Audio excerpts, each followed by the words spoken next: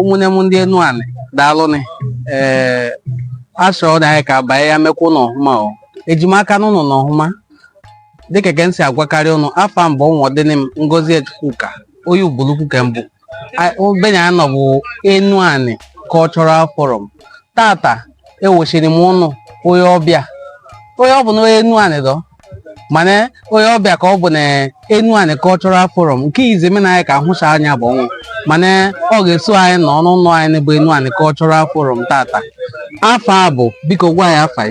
Okay, afa m bụ Onyeka Charles Iloba from Iseluku precisely.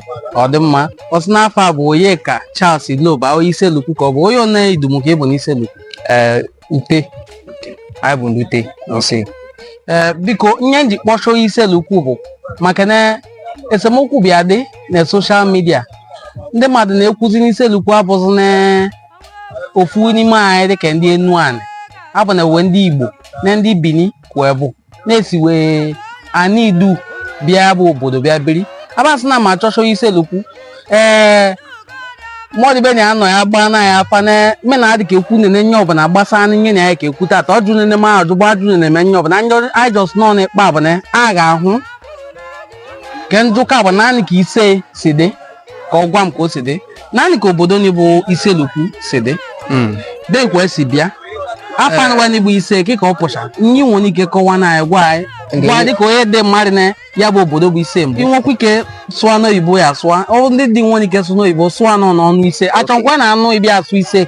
Okay, daalụnụ. First of all, Iseluku name has been changed, I think up to like 24 or 25 times. Wow. So Iseluku was not the first initial name. So there were other names before Iseluku. And before I move into the historical epoch and the chronological discussion about Iseluku, I want to highlight some areas in those two affirmations I just mentioned now. Iseluku has different settlers. Not every community from Iseluku or not every individual you see from Iseluku came directly from Ezechima. Wow. That is just the reality. Now, when I said I want to highlight a little bit about the chronological aspect of Iseluku, there has been some certain discussion about the chronology of Iseluku, who came first, who were the first settler, or who are the aborigines. Now, there was a discrepancy some few years back between Oboli and Umuejise due to who is the kingmaker and who is not the kingmaker. There was a very big discrepancy, and that was during that period. That was the first time Iseluku had two different festivals because of this crisis. Now, the first settler, which I know, or let me start from Ute precisely because I'm from Ute. Ute came alongside with the Demoka, and those of Demoka you find them in Oboli like Idumo Sudi, Idumo Beme, and some part of Iduma Mibo. We came along with Edemoka in 1248 AD. Wow. Why Ezechima, which is today the royal clan that is in charge of every traditional activity, came 17 AD. The distortion in this chronology is that those who have been writing keep on writing a certain chronology about Iseluku. They all missed the point and the time on event which it all happened. I will say Iseluku precisely was first founded by Manuota, and Manuota came from Iri. Manuota had 3 daughters. He had no son. Please, can you highlight this Manuota? What's the spelling of the name Manuota? Manuota. Okay, Manuota. Okay, continue. So, Manuota was the first person. As of the era Manuota came in, there was no kingdom. It was just a segment of different clans who made up Iseluku of today. Yes. So, as the year passes by, the migrants, those who migrated east-west to back again to the those who migrate from east to the west, Yes. back again to the east, there were some certain things that happened during the era of Igodomigodo and Igbo Kingdom. Yes. That was where Ezechima moved. But something happened during that crisis. Ezechima had to return back. Though there has been some distortion according to what really happened to Ezechima. Some said he had an affair with one of the Oba daughter. Some also said he had an affair with the Oba's wife. So there is a lot Some of... also said his allies flogged the queen mother. Exactly. And then they were asked to move. There were a lot of conflicts during that era. So out of fear, Ezechima has no choice. He decided to move back eastward. Is Ezechima an Igbo man or a Benin man? Ezechima is an Igbo man. He's an Igbo man. Okay. He's an Igbo man. So because of the crisis, he decided to move back eastwards. East-west. Okay. But unfortunately, he didn't cross the Niger. So he decided to stop at a certain settlement establishing. The first place he stopped was Obio. Okay. Obio being the first daughter of Ezechima. The first son, Ohezi, if I'm not mistaken. Okay, I think Ohezi. While the last child, which is Oligbo. The last child is Olibo. That is this one that came to Iseluku. Yes. Oligbo. Interesting. So how then, sorry to cut you, how then does the last child claim to be the head of Ezechima clan? Okay, it all started like this. Ohezi, when he was alive, I think he had some misunderstanding with the father. So, you know, in our tradition, once the first son died, automatically the second son inherits everything owned by the father. Yes. So Ohezi was alive when the father died. Okay. But before he died, he has already established different communities, which is today Onuchugbo, Onuchuku, and Olona. Ohezi, where did he found? Is it Obio or Nichugbo? No, he left Obio. Okay. He founded Onuchugbo. He founded Onuchuku and Olona. And that is why if you go to Onuchugbo today, you see from that their entrance, this is Okpala Ezechima, which we Iseluku know. So now, where the whole issue lies is, how did they came up with this Ezechima is from Benin? And they said it's actually from Benin. Because one thing about falsehood is that when it becomes an institution, truth seems like a rebellion. Yes. So if you allow that those who created this illusion of truth, if you allow it to strive for a very long time, one thing about repetition is that the more you keep on repeating something, it will look like become more. Our people say that now show more than that. Exactly. So when you keep on repeating something, it become more true, regardless whether it is or not. So that is one thing about the illusion of truth.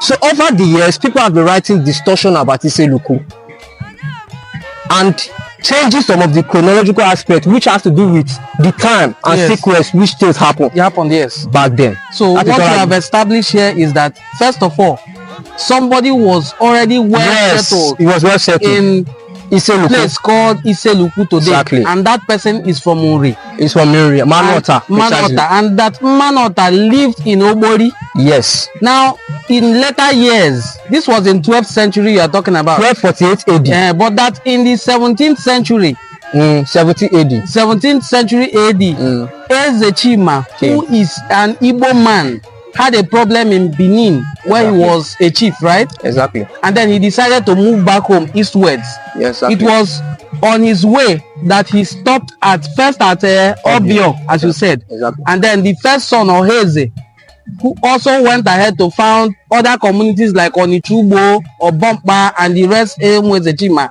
communities. But that the last child was the one that moved to, he said that is Oligbo. Exactly. Was the last child of Ezechima. Is the one who founded Iseluku. How then Iseluku began to claim headship of Ezechima clan is why I have this our brother here to explain to us. What led them to start claiming headship? Is it because Ohezi had a problem with the father, or there's something more? Yeah, historically there were some discrepancies before he died. He had some little misunderstanding with the father. So due to our father, our grandfather, they were so disciplined that if they should tell you do this thing, do it exactly the way they wanted it. But if you decide to keep on becoming an irascible You have child, them to or do you with. violate, so when you violate a lot of things to them, their own law, they will take it Yes. unlikely. So Oheze died when he was alive, when Ezechima was alive. So you know, Okpala within the Igbo tradition, Yes. you transmit the first son will transmit the Okpala automatically. If there's any second son, the Okpala automatically transfer to the second son. So unfortunately, Olibo happens to be a very good and close child to his father. Yes. So Olibo now had the opportunity to establish his own kingdom, because Ezechima moved even from Obompa down to Ezuzo. There's a place in Ezuzo in Iseluku. Okay. And even down to, I think he came back a little bit down to Onitsha. That's Onitsha maybe. Yes. Onitsha Ado. Onitsha Ado Nidu. Fine. So Ezechima founded all those places. But he did not cross the Niger. He did not cross Oshumili or Mambala with them. It was his descendants that crossed. But Ezechima personally himself was the one who founded Onitsha. Okay. Because in his That is why sojourn, Onitsha is also listed yes, as part of Ezechima. So in his sojourn to his life, everywhere he moved, he migrated and settled. He established a community. So that was how this whole thing started about Ezechima. Now the lies that has been flying for a very long time on social media has to do with where exactly is Ezechima from. Yes. Some even went as far as wrote Ezechime. Ezechime. That's what I've seen on Twitter. You see? Fans, you have seen some of the videos trending on Twitter and other social media platforms. That is not even Ezechima, that it's Ezechime. Yes. That's what some people say, and that is a Benin man. So he has raised a very interesting line that the person who founded Iseluku is not Ezechima, and in fact is not even Prince Owadia, because we recently saw a video which I will play here for you to see, a video of some of our brothers who went as far as Oba of Benin's palace to pay homage, and they introduced them as people from Edo Nirisi Ile Uku. That is how they introduced Iseluku, and then they said the community founded by Prince Owadia. I wonder if somebody introduces Iseluku as Edo Nirisi Ile Uku, how will the person introduce Isele Bitime? Will it be Edo Nirisi Ile Bitime? So can you please throw more light on this Edo Nirisi Ile Uku? All right. You know, one of our major problems is identity crisis. Yes. And everybody wants to identify with whosoever they want to identify. I myself, personally speaking, I will tell you for the fact, let me just shock people a little bit. Ute migrated from Benin. Wow. Which was known as Ute. And we still have Ute Mirikona in Imo State. Because there were a lot of people who came to Ute. Some even went back to some part of Ute Ogboji. Because I could recall during my grandfather era, some people come from Ute Ogboji, Ute, all those Utokbu. They come once in a while to convene meetings. But along the line, they all lost track. So we couldn't know where our exact paternal lineage started from. But we all know that everywhere you found Ute, it all has to do with migrants for Benin. So there were mix of, there was intermarriage. There were those who went back to Imo State, who didn't came back. And that is why Iseluku Ute has one of the smallest community. But Ute as a name is very big. It's very large in the whole Anyoma kingdom. So you see, the issue of those who went to Benin, I don't have anything against them. That is who they choose to identify. They choose to identify as. But who Benin is Prince Owadia? Is there any such character in the foundation of Benin? A man called Prince Owadia. Prince Owadia, according historically, yes. When Manota, one of the daughter of Manota left, because back then there was no kingdom. As of 1248 AD, when we came, because it was, in fact, just pockets of settlements. You know, one thing about Igbo race is that they don't conquer and they were not conquer. So when Prince Owadia came with his people, they were, I think they were kind of intermarriages that occur. In all the eastern region, like all the Igbo speaking region, there's a certain thing the king used as a staff of office. Yes, we call it Ofo. Ofo, which is not done.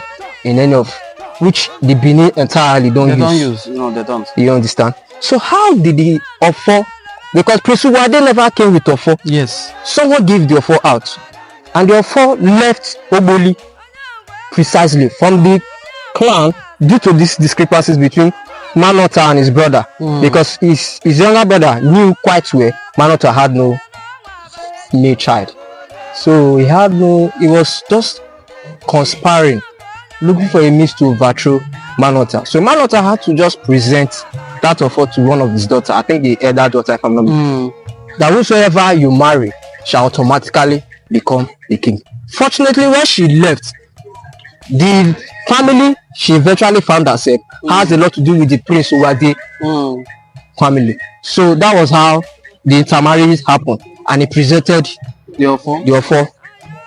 So it's not as if it was Prince Uwade who founded this. No, Prince Uwade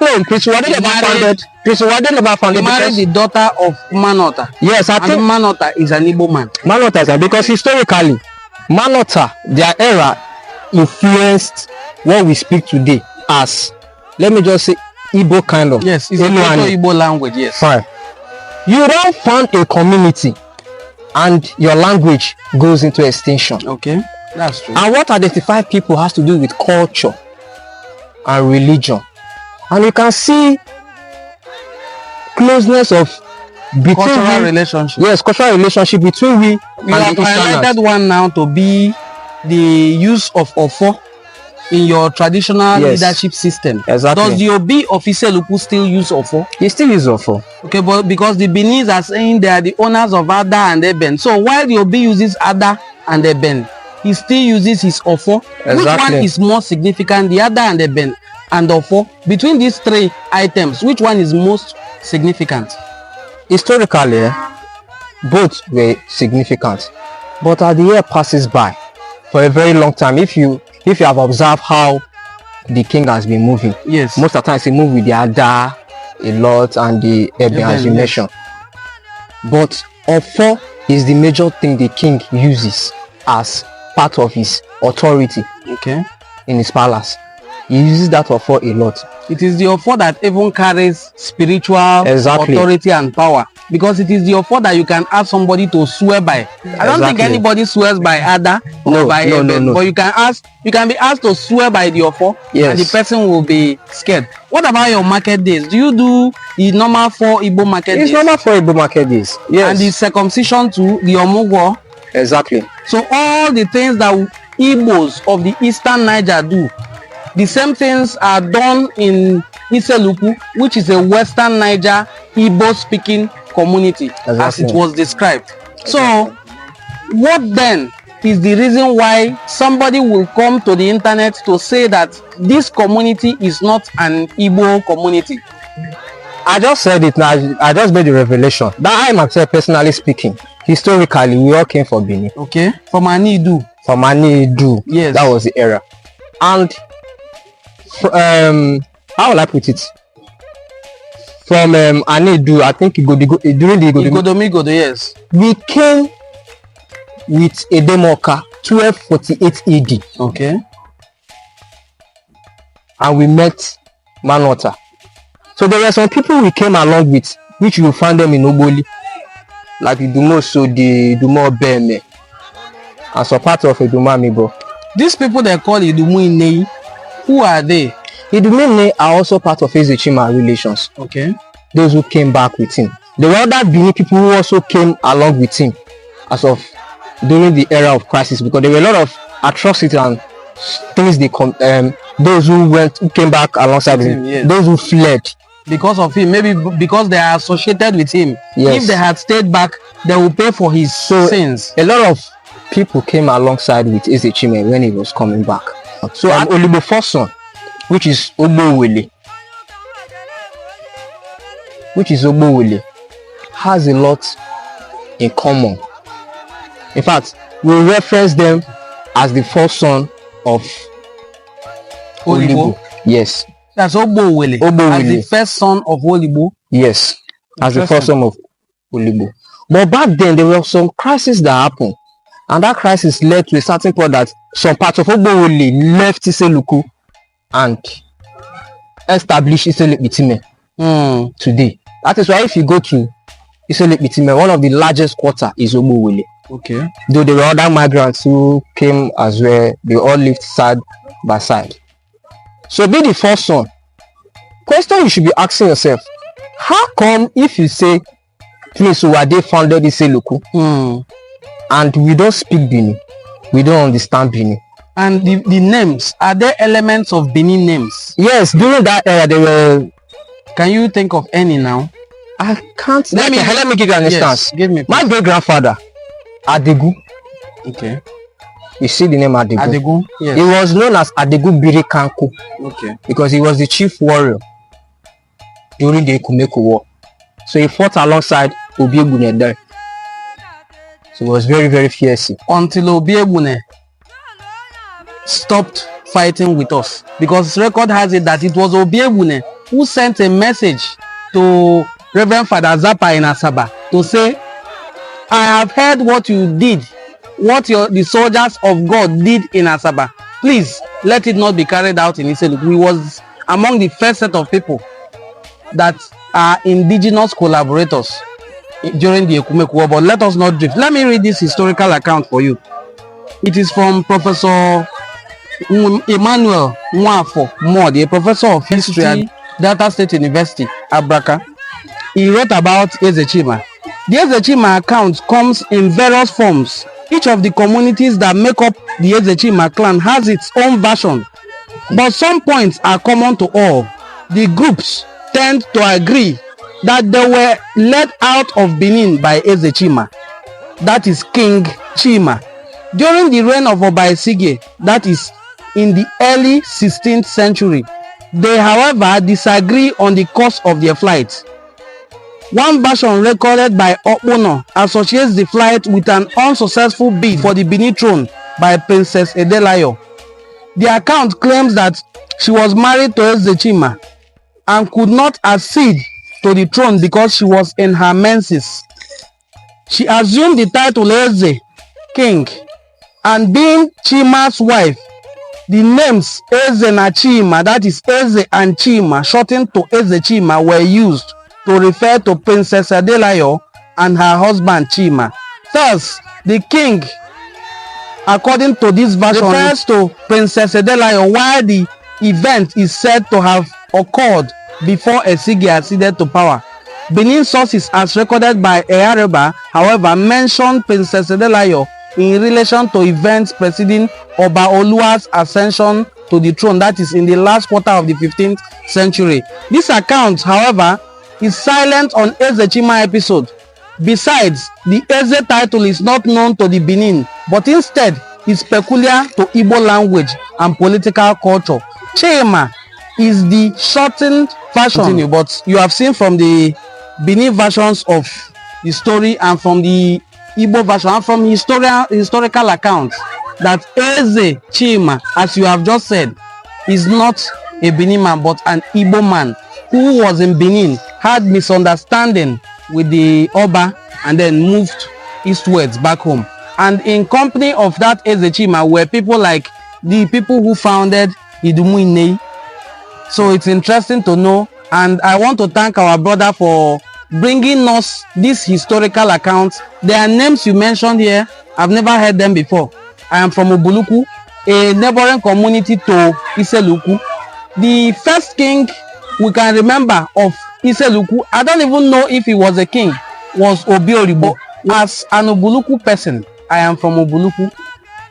One of the kings that we know famously in Obuluku that ruled Ise was Eze, that we call him Obioribo. We even have a saying that no Obiobola Eze can well know. So I want to ask our brother from Iseluku, since he is interestingly from Oboli Quarters. Okay, and the Ute people are part of Oboli now. We associate, but we are autonomous community. We are autonomous. Yeah, okay. Exactly. So who is Oboli? Obioribo. Sorry. If I'm not mistaken, I think Obi Olibo should be Manota, if I'm not mistaken, because I think that was the only king they had before the advent of or the migration of the Benin Benin people who came, both the Prince Uwade you mentioned, Yes. and co. So I said initially that there was no kingdom. Okay. So there was definitely no king. No, I mean there was no kingdom that I would say that was overseeing the entire of Iseluku today. So there was no, everybody was just having his own segments yes. where they just said to establish their own clan. I understand perfectly what you're saying. So that was what it was in my but that was what Manota did. And historically, you know, the Igbo race, in terms of Igbo raising, is being done mostly by the elders and councils, the Okpala and Umuada. So that was how. So the question we should be asking ourselves, if actually, because Iseluku beneath influenced a lot of things in Iseluku, but they couldn't take away the language. So who were the first settler? These are critical questions. I said, Ute and some part of Oboli who migrated from the Benin, we migrated 1248 AD. Why Ezechima came in 17 AD? Yes. While you people who came in 1248 even met this man Manota. You see? Okay. So that has been the discrepancies about this whole thing. And I've seen a lot of, you know, when I said, when force will become an institution, yes, truth became a rebellion. Yes, I've seen where they have used some word when it talks about correlations or interrelated. When we use the word lexica, yes, you know, it seems interrelated. Of course, yes. But when it becomes semantic, yes, that means it is also subject to interpretation. Yes, of course. So what may be lexica does not mean it is the same. Yes, you understand? Like in your means filter in Igbo language, yes. What in your Yoruba language means salt. Okay. So if you now come across those two words, will you not say the same meaning? You see, that was what I said. When it becomes semantic, that means it's subject to interpretation. Yes. So I've seen whereby they're not trying to use some certain word about this was some certain things we adopted from Benin. Yes. But they don't have the same meaning. Yes, they fail to understand that during the Igodomigo and Idu era, there was this culture, let me say language affiliation. Yes. That era was the era of where the Ishans, the Obiso family, the Shekiris, I think the Robos, and even the Igbos, yes. So I think there was some certain language that was adopted. We have what we say, there is something we call culture diffusion. Yes. Or cultural affiliation. Yes. You understand? So these are things that over the years, it has probably they adopted some of this language. Does that make it look as if that language came from that particular era? A lot of people even fail to understand that Oromiyo, who invaded that Ogiso era, the Ogiame, then was known as Ilebino or the Edo era. Yes. They fail to understand that they couldn't change the language. Yes. These are other common sense we need to ask ourselves. They couldn't change the language. Otherwise, they would have been speaking Yoruba. Apart from the Oba Palace, which they greet with Oba Tokoye, they don't speak Yoruba in the palace. They speak Bini. So how can you say Oba Wade, the Prince Wade founded Iseluku and the language goes into extinction? And even if Prince Owade founded Iseluku, that is if he actually founded Iseluku. If he founded Iseluku, or even if he instituted the monarchy, is it not right that just as they have Oba in Benin, they will also have Oba in Iseluku? Okay, fine. They have had Oba. Now let me give you how they were able to merge the whole community together. As of the time when the Ofo left Ogboli down to the royal family, which one of the daughter got married to. You know, beneath them, they were more of an empire. Yes. They have this way of dominating. So I think something happened during those era that led to we need to just bring everybody, because together. That era they were having intercommunal clash during that era. They were having the Benin prince was not pleased with it. So he had no choice than to start merging the whole community to form what we have today as Iseluku. But Manota already has already influenced the language to be Igbo. So and it is still these Igbo are the today. first settlers. So we have established that the language of the people of Iseluku has been Proto-Igbo, and that's how it has remained. It's not like they were speaking a different language. No. It now evolved. The language has remained the same. Exactly. Even the greeting.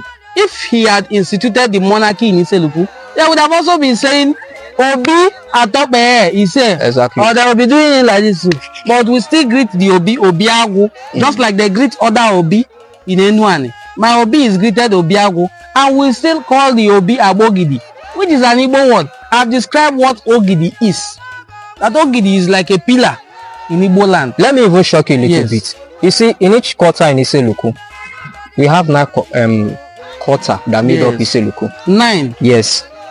This is interesting because we have 9 in Ogwashuku, 9 in so many other Igbo settlements. Okay. 9 Iteneni, Ogwashi Ebo Iteneni. Okay. So Iseluku is also Ebo Iteneni. Yes. This settles it. Now, the 9 quarters. It is 9 that Igbos found 9, 7 or multiple of 7. That's how it will be. Now, this 9 quarter, each of the quarter, in Ogboli, there were those who came from Igala, but they were very tiny proportion.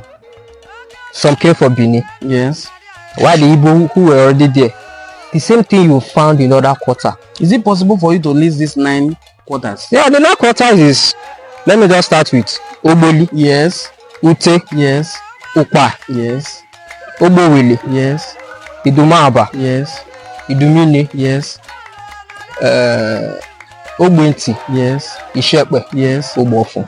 Wow. These are the 9. And I think we even have one. Anyofu. Wow. I'm not mistaken. Wow. Anyofu, not anyone. Wow. Anyofu. Anyofu. That's very good.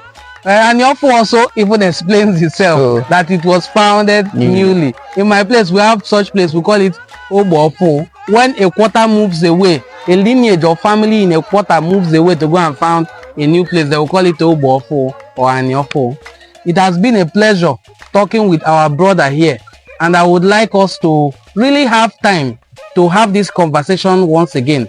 But in the meantime, I want you to take time to give us your own idea of the points he highlighted, the things he said. How many of them can you relate with, and which of them do you disagree with? If you have any disagreement, go to the comment section, drop your comments. I'm very, very certain that he will be there too to respond to you. Thank you so much, my brother, for spending this time with us. He is from Iseluku. He is my brother. We are really sorry that we spoke a lot of English, but it also helps us to get more audience. There are people who cannot really understand our Enuani dialect, and we have to suffer to do subtitling. So because we have spoken a lot of English today, I'm sure everybody will be carried along, especially in the descendants, the one who claim we are brothers, but they cannot understand our language. Thank you so much for watching our videos on Enuani Cultural Forum. See you on our next video. Thank you so much, my brother. Please subscribe to our channel. Hit the notification bell so that when we put out our beautiful videos, you will be one of the first set of people to comment on it. Thank you, and do have a very wonderful day.